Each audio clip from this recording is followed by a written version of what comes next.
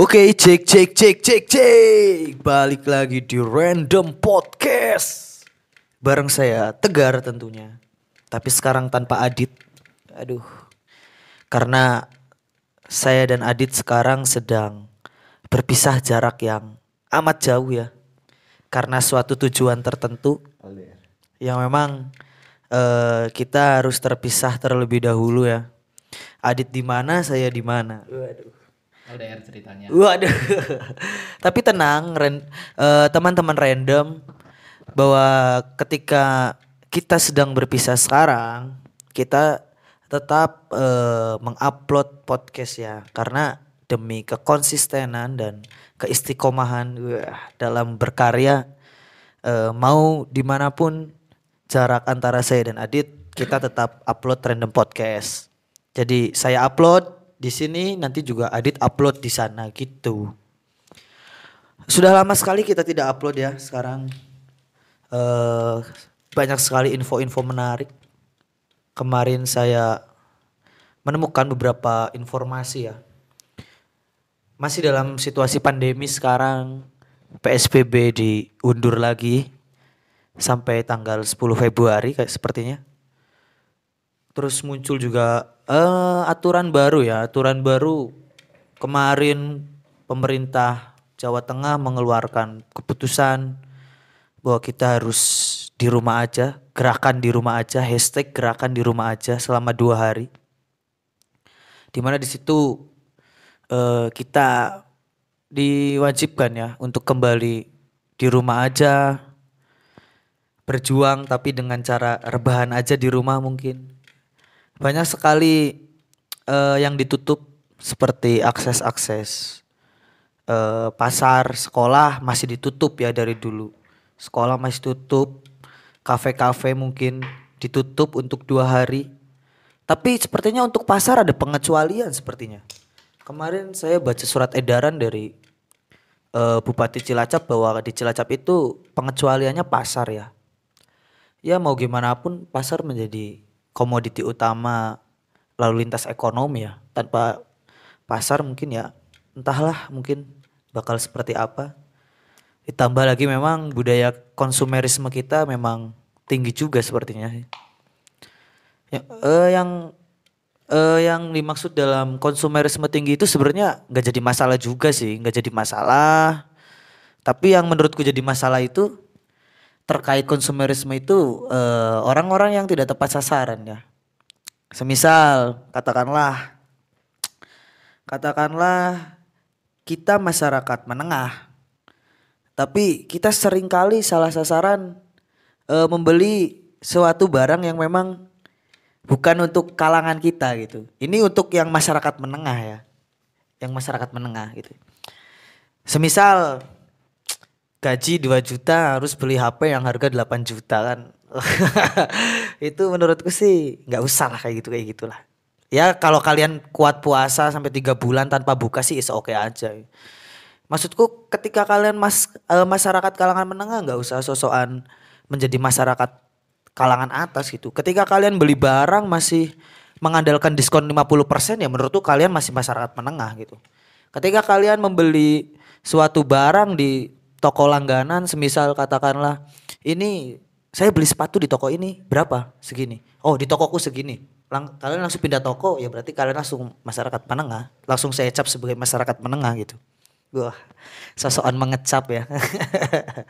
Terus kalau semisal kalian sedang nongkrong mungkin di coffee shop, di tempat makan atau di mana, terus kalian terima bill, mendapat struk dengan hasil makan kalian dengan teman-teman, terus kalian bawa uang 100.000, aku kepake 80.000 nih, 100.000 uangku, kita bayar sendiri-sendiri ya, kalian masih masyarakat menengah. Kecuali kalian langsung bayarkan teman-teman kalian, itu semua kalian masyarakat kelas atas menurutku ya. Waduh. Mungkin itu hanya asumsi dari saya saja ya terkait konsumerisme. Ada beberapa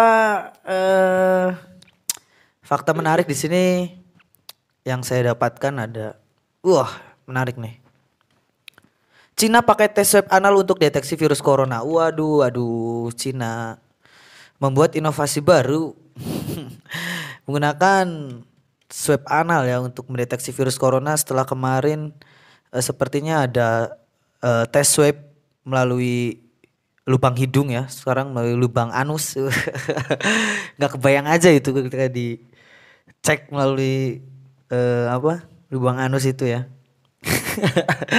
Nggak kebayang aja itu gimana gitu ketika dicolok. Dicolok keluar kangkung. Dicolok keluar bihun. Aduh. Entah itu kalau di Indonesia bakal diterapkan atau enggak. Sepertinya sih bakal jadi kontroversi atau pertentangan. Tapi kabarnya sih belum sampai di sini ya. Di negara kita ini. Bakal diberlakukan juga atau enggak gitu. Lalu juga ada dari Detik News nih, ada dukun di Banyuwangi bersatu deklarasikan Perdunu. Wah, Perdunu itu adalah Persatuan Dukun Nusantara. Zaman semakin maju, zaman semakin berkembang, tapi sekarang muncul lagi kearifan lokal seperti ini ya. Perdukunan-perdukunan. Ini di Banyuwangi terutama ini. Banyuwangi memang diindikasikan menjadi suatu tempat yang paling magis ya. Jadi tempat yang paling magis di sini kan telah digelar di Desa Semberarum, Kecamatan Songgon. Kegiatan ini digelar dengan pengenalan logo, pembentukan pengurus hingga pemotongan tumpeng sebagai ucapan syukur. Kegiatan deklarasi Perdunu ini dilakukan dengan protokol kesehatan yang ketat. Dan ketua umumnya mengatakan bahwa komunitas ini lahir untuk memberi manfaat kepada masyarakat. Waduh, manfaat apa ini? Apakah dengan obat-obatan, dengan media air kan biasanya kan kalau dukun-dukun gitu kan pengobatannya dengan media air biasanya. Air putih diberi doa gitu. Dan salah satu program kerjanya adalah festival santet. Waduh, bahaya ini. Tapi kalau semisal festival santet ada edukasi tentang santet diberlakukan, bagus juga sih sebenarnya. Bagus juga untuk nanti kita menghadapi perang. Perang melawan katakanlah misalkan negara lain, kita mempunyai backup mage kalau di Mobile Legend. Melalui dukun-dukun ini ya. Tapi kadang saya juga ada kesalnya dengan dukun-dukun kayak gini ya. Kesalnya itu ketika memang template dari mereka ketika ada pasien yang kehilangan barang, kebanyakan sih handphone ya. Misal kehilangan handphone datang ke dukun gitu kan. Template-nya itu pasti wah ini enggak jauh, ini pasti orang dekat ini. Iya, orang dekatnya itu siapa kan maksudnya kan. Ya, sukses terus lah buat Persatuan Dukun Nusantara di Banyuwangi. Masa pandemi ya sekarang masih terus berlangsung dan entah kapan selesainya. Masa pandemi ini kemarin saya sempat melakukan perjalanan yang cukup jauh. Di situ saya melihat beberapa fenomena di jalanan yang memang menurutku agak unik juga sih, unik. Ketika memang sekarang operasi yang digelar itu bukan lagi operasi helm atau yang lain untuk keselamatan lalu lintas. Tapi sekarang yang digelar itu operasi masker ya. Mungkin nggak semua daerah seperti itu, tapi yang kemarin saya temui seperti itu gitu. Dan itu cukup unik gitu loh. Maksudnya masker ternyata lebih penting kali ini ya daripada pelindung kepala ya. Yang memang melindungi kita dari benturan saat kita amit-amitnya terjadi kecelakaan gitu kan. Dan bagi teman-teman yang mungkin pernah ketilang, saya rasa semua teman-teman di sini kebanyakan pernah ketilang ya. Ketilang, dan ketika kita ketilang oleh polisi itu yang menyebalkan itu template-nya lagi. Template pertanyaan dari polisi itu pasti ketika ketilang, yang ditanya itu pasti Anda tahu selamat sore? Anda tahu salah Anda di mana? Ya padahal kan template-nya selalu itu gitu loh. Apakah itu memang penekanan supaya ketika kita ditanya seperti itu kita langsung gugup itu, mental kita down, dan pada akhirnya memang kita mengakui kesalahan kita gitu. Yang sebenarnya bisa kita manipulatif gitu kan, melakukan manipulasi. Sepertinya iya sih, sepertinya itu merupakan suatu penekanan ya template itu ya. Ketika diberhentikan oleh petugas ditanya, Anda tahu salah Anda di mana? Wah, STNK aku mati. Tiba-tiba Anda mengakui itu gitu kan. Harusnya memang mungkin kita kalau memang template-nya seperti itu terus harusnya kita memang harus lebih berani sepertinya. Ketika diberhentikan oleh petugas, Anda tahu salah Anda di mana? Wah, aku tidak pernah salah. Mungkin petugas langsung wah oke langsung aja lanjut. Mungkin Anda harus lebih berani ya ketika bertemu operasi lalu lintas seperti itu ya. Ketika tidak salah ya bilang aja nggak salah gitu kan. Sudah pasti template pertanyaannya itu gitu. Apakah Anda tahu salah Anda di mana? Itulah kejadian unik di saat pandemi ya. Operasi masker sekarang semakin banyak gitu. Lalu juga di masa pandemi ini sekarang banyak sekali kejadian-kejadian yang unik juga di relationship seseorang. Memang banyak sekali yang aku dapatkan dari cerita teman-teman gitu kan. Banyak sekali masa pandemi ini. Mungkin masa pandemi dimanfaatkan oleh beberapa orang yang hubungannya sudah tidak bahagia tapi merasa untung karena dengan adanya pandemi gitu kan. Karena ya kepenguntungan pandemi ya, ketika memang udah males gitu kan, ditelepon, "Yang kamu di mana? Ayo ketemu." Ya, enggak lah pandemi ya. Enggak lah pandemi ya. Akhirnya memanfaatkan momen itu gitu kan. Banyak sih menurutku, banyak sekali yang memanfaatkan momen itu gitu. Terus juga di relation apalagi ya? Ya banyak orang, aku yakin sih banyak orang yang pengen mutusin juga pacarnya karena memang udah ngerasa nggak bahagia aja gitu. Yang ketika ciuman itu udah nggak merem lagi, nggak menikmati, ciuman aja melek gitu kan. Ya mutusin nggak tega tapi ketemu nggak mau karena alasan pandemi. Terus juga menurutku pandemi di relationship ini bisa jadi gitu, jadi barometer cinta yang baru gitu kan, barometer percintaan yang baru gitu. Yang aku yakin positifnya juga ada. Dimana kalau emang udah cinta banget itu kan pasti ya, aku tuh sebenarnya pengen banget cium kamu gitu. Meskipun belum ada hasil rapid test ya, tapi karena emang cinta gitu kan. Terus mungkin juga ada situasi di mana orang itu mempertanyakan sebenarnya dia itu nggak cakep-cakep amat gitu, tapi ya karena dia punya antibody yang kuat jadi dia punya antibody yang kuat, dia punya imun yang kuat gitu. Tapi dengan adanya pandemi sekarang mungkin menjadi hukuman yang dikasih oleh alam semesta kepada kita semua gitu kan. Yang dimana sebelumnya itu banyak orang yang pura-pura bahagia gitu, sekarang dihantam oleh adanya pandemi gitu kan. Dihantam oleh pandemi, kira-kira masih bisa bahagia atau enggak? Yang introvert coba, yang ngaku introvert kebanyakan. Aneh juga tuh orang yang ngaku introvert. Dia introvert tapi ngakunya introvert padahal nggak punya teman aja mungkin. Nggak ada orang ngaku introvert kan. Introvert ngaku introvert itu sama aja intel ngaku intel gitu kan. Yang introvert coba ketika dihantam seperti ini bisa bahagia atau enggak ketika memang merasa stres di rumah. Ya berarti Anda bukan introvert gitu kan. Itu cuma kepura-puraan Anda aja karena nggak punya teman gitu. Oke, teman-teman, random semua. Cukuplah tadilah basa-basinya kan udah terlalu lama. Sekarang saya ditemani oleh teman-teman saya. Di sini ada Alexander. Halo Alexander. Halo, tes, halo. Aduh, ada juga Firman nih. Saya sekarang bersama Firman. Selamat malam para omnivora. Waduh, omnivora. Kok omnivora, Man? Iya. Kenapa? Omnivora. Coba ngomong. Iya. Kan kita omnivora kan pemakan segalanya. Makan apa aja emang? Ya semuanya aja dimakan. Makan temen termasuk ya? Lebih nikmat sepertinya. Pengalaman sepertinya ini. Kabar gimana Alex? Firman sehat ya? Alhamdulillah sehat-sehat, aman. Aman ya. Firman sehat Firman? Alhamdulillah sehat Bung Tegar gimana? Waduh. Jiwa sehat jiwa. Aduh, terguncang. Ngomongnya volumenya agak keras ya. Ya, siap. Oke, jadi sekarang saya sedang kebetulan lagi nongkrong aja nih sama teman-teman, daripada diem kan akhirnya ya saya paksa untuk membuat konten. Di sini kita akan ngobrolin relationship, sepertinya asik ya. Asik banget. Seru sih, seru. Oh, seru ya. Salah. Apalagi kalian kan sepertinya mempunyai pasangan. Aduh. Saya kan jomblo. Aduh. Jomblo ya.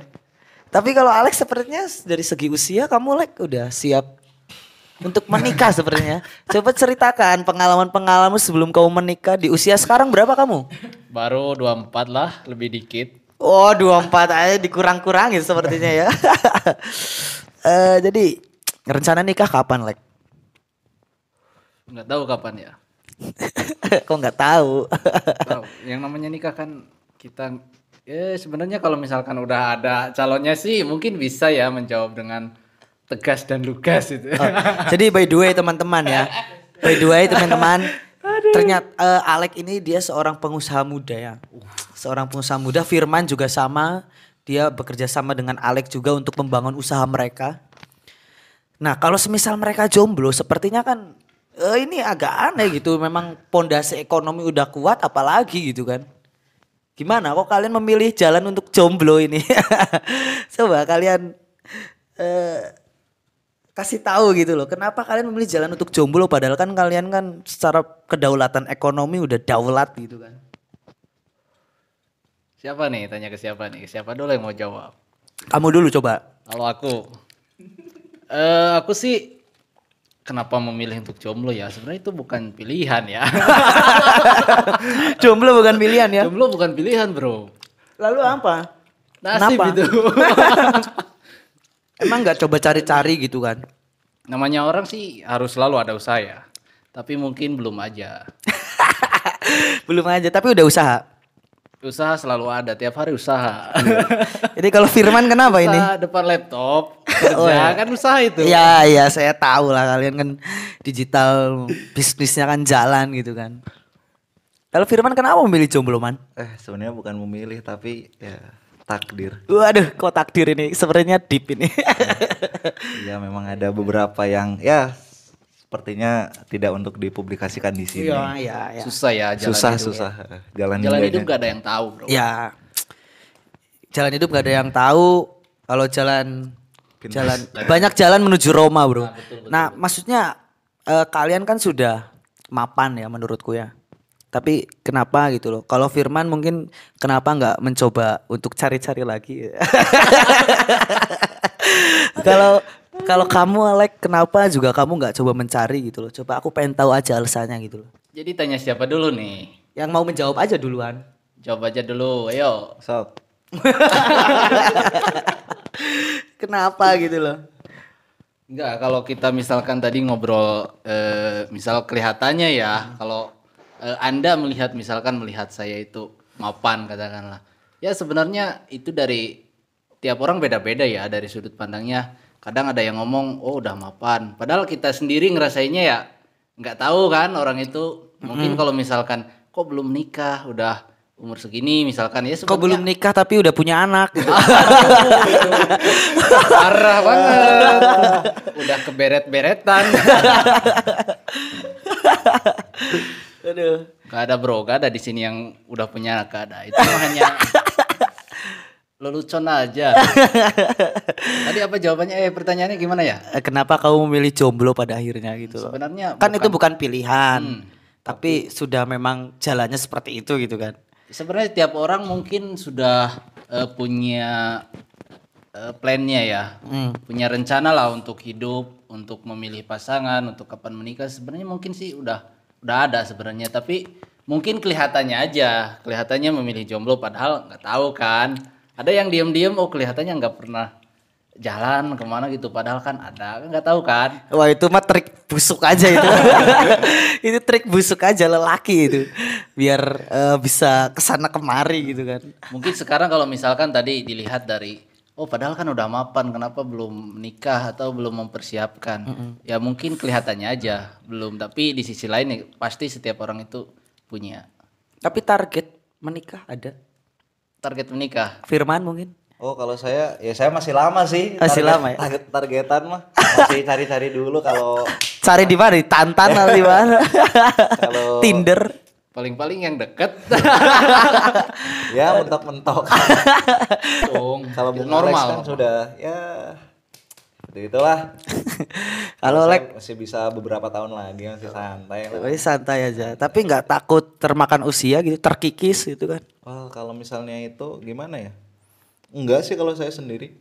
Soalnya dari pihak gimana ya? Kok kamu malah nanya gitu? Jadi bapak ibu saya juga tidak terlalu Menekan gitu. menekan seperti itu sih. Itu pilihan. Untuk masalah pilihan kan berat seperti. Ya, kalau kamu kamu kan udah usia 24 ya. Iya, iya. Sebentar lagi 25 gitu kan. 25 udah, sekarang saya 25. Oh 25. Oh, udah 25 sekarang Sekarang kan. 25 sekarang. Kan Baru 25. katanya Iya, ini iya. katanya. Kalau umur 25 ke bawah itu jodoh di tangan Tuhan, Le. Iya, iya, iya. Tapi kalau 25 ke atas, Tuhan udah angkat tangan. Oh gitu. Udah nggak megang jodoh Aduh, gitu loh. Baru Gimana? ini istilah baru ini ya.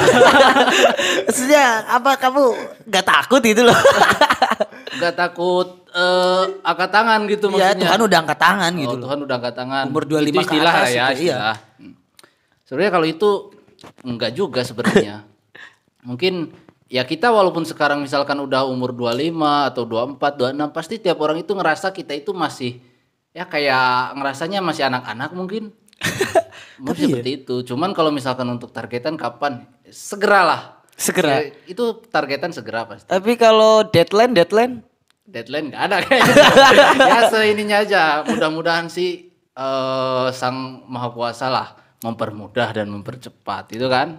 Menemukan sekali gitu, jawabannya. menemukan ya jodoh yang terbaik. Gitu. berarti kamu sebenarnya sangat memanfaatkan momen pandemi Idul Fitri, hari raya Idul Fitri kemarin ya. Karena ya nggak kumpul keluarga, nggak ditanya sama tante-tantemu Oh, mungkin iya, yang iya. sering Itu- nanya kapan nikah Oh gitu itu loh. pasti banyak. Tiap orang pasti banyak. Apalagi kan udah kuliah gimana? Udah beres. Misalkan udah pasti ujung-ujungnya tanyanya kan. Mm-mm. Kerja di mana? Oh lagi kerja ngerjain ini atau kerja di sini. Pasti ujungnya pertanyaan satu lagi. Apa? Kapan nikah? Udah ada calon belum? Itu sangat klasik sekali itu tiap orang ketemu misalkan kamu udah ada calon. Ya kalau kamu jawabannya apa kalau ditanya Kalau gitu? misalkan kita belum ada ya ada sih gitu. Tapi meragukan gitu loh. Meragukan ya, masih ragu-ragu ya. Ada aja dulu kan nggak tahu. Kalau Firman kalau ditanya gitu gimana, Man? Kapan nikah gitu oleh keluarga-keluarga mungkin di rumah? Kalau saya jawabnya ya. Yang keras dong. Oh ya siap. Kalau ditanya seperti itu gimana ya?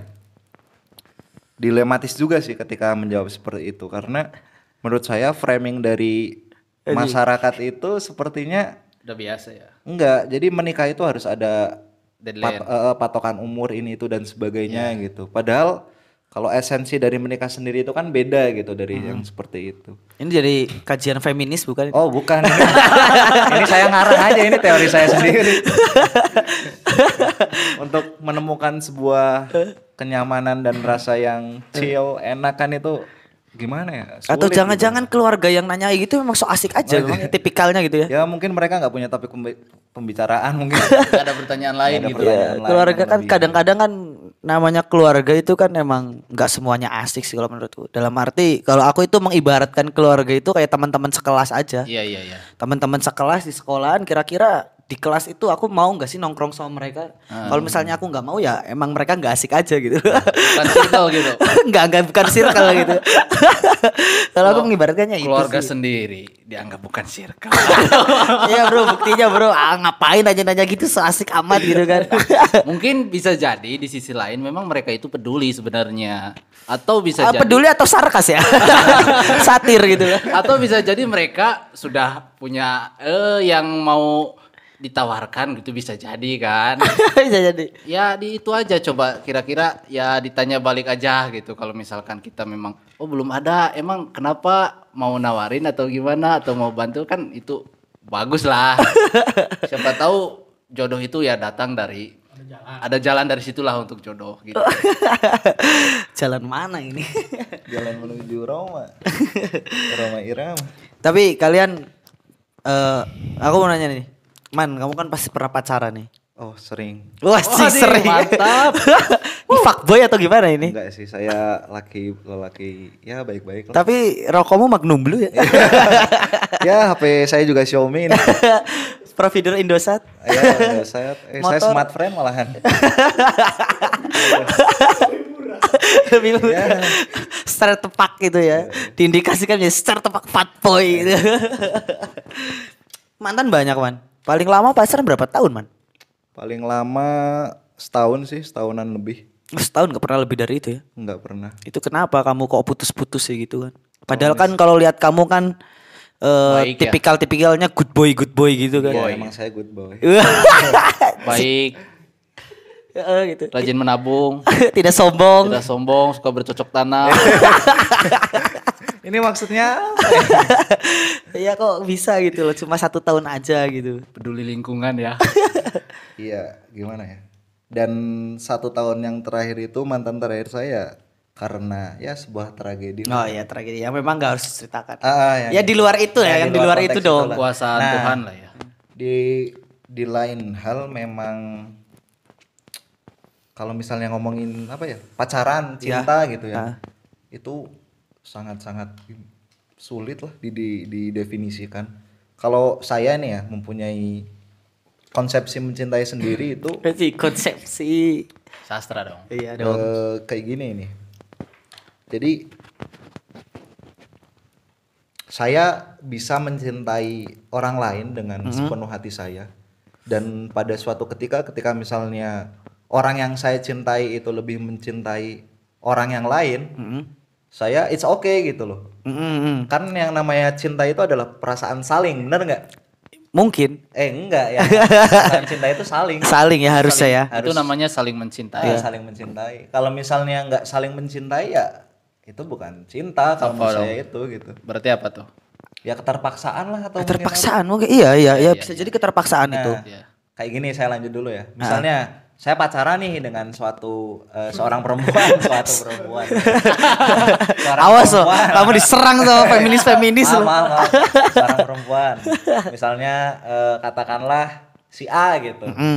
Nah, ternyata pacar saya lebih memilih laki-laki lain gitu loh.